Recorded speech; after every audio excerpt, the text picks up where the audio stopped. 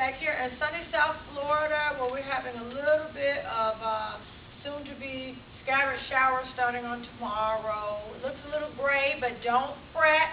You know, it's not going to rain till in the morning. So keep it clean. And also, we are at the low 70s, and we get like high to 79.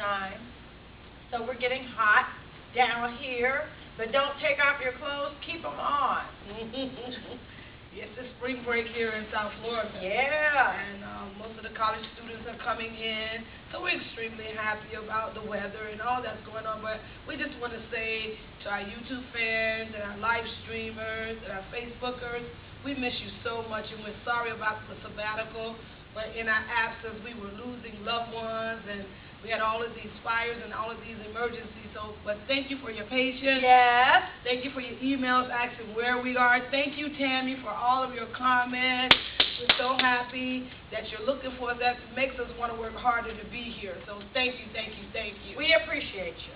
Yeah, so it's good to be back on the set. And not only that, our producer is back.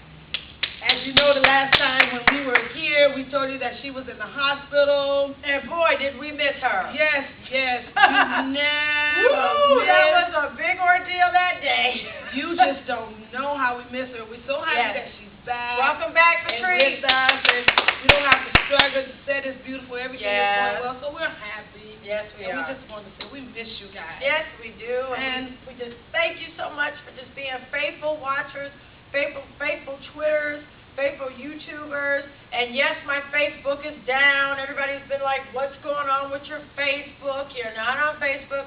I took a little break from Facebook, but I guarantee you I'll be back very, very soon, and you guys will be the first to know. But continue to hit me up on Twitter. Continue to email me at LouMorningshow12@yahoo.com.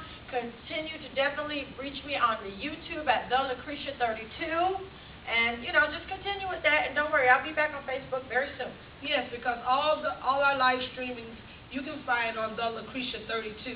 Yes. At YouTube. You can find them there. So you can go on her site, and you'll find that you'll see her dancing, you'll see her preaching, and you'll also see the morning show. So just check her out. Yep.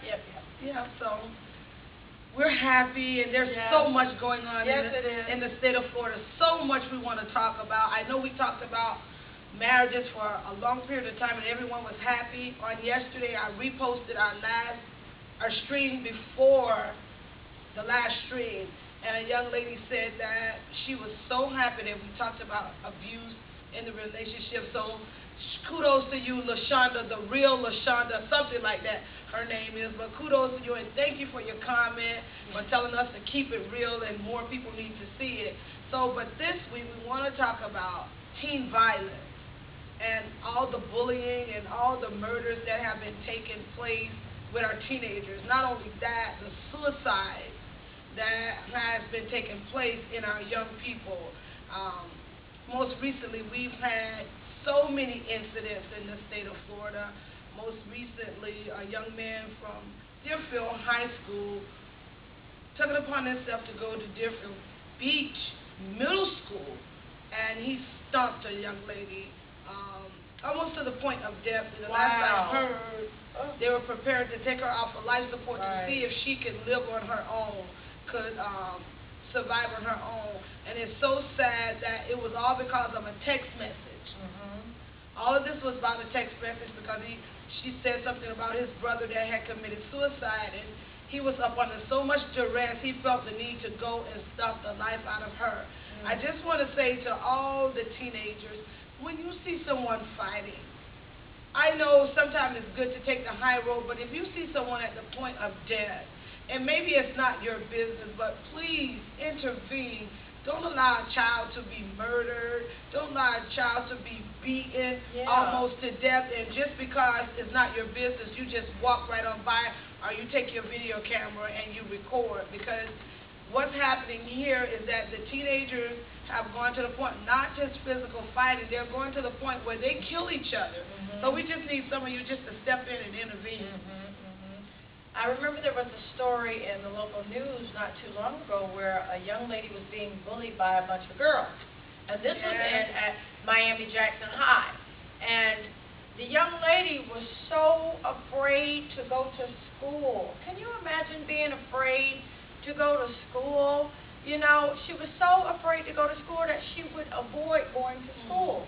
And she told her mom, and her mom went to the school to report it, and the school didn't do anything about it. Wow. Now, what happened was she actually got beat up, okay? She actually got jumped on, and that day when she went home, she made it free, but they threatened to kill her that time, the first beating. Wow. So thank God it didn't make it to the second beating, because the mother said, okay, enough's enough. Now, I went to the school. Now I'm going to have to take the matters into my own hands. So what she did is she called the local authorities. And then the local authorities told her, okay, this is what you're going to have to do. Now you're going to have to press charges, and you're also going to have to, you know, the school basically it's some form of neglect. So now, by this time, of course, it's going to make it to the news now, because, of course, you know, lawyers are interested by that time. And it did make the news, and it was a couple months ago, and the poor young lady, thank God she ended up, you know, in one piece from the first incident. But just think about those children out there who have not survived and made it. Just the other day, there was a young lady getting her sentence in court because of she murdered another student. She murdered her. Yes, she did. Flat out cold, just murdered her. Dillard High School. Yes. And it was, you know, okay, could it be that serious? Parents, listen to your children. Listen to them and what's going on. And I don't care if you got to move them to another school or another location. Sometimes you got to put the matters in your own hands and be concerned of your child's safety. And I remember when I was younger, I remember my mom used to push me out to fight. Now, in some ways, I can understand what she was doing because, of course, you want your child to defend themselves. You do want that, and you do teach them that.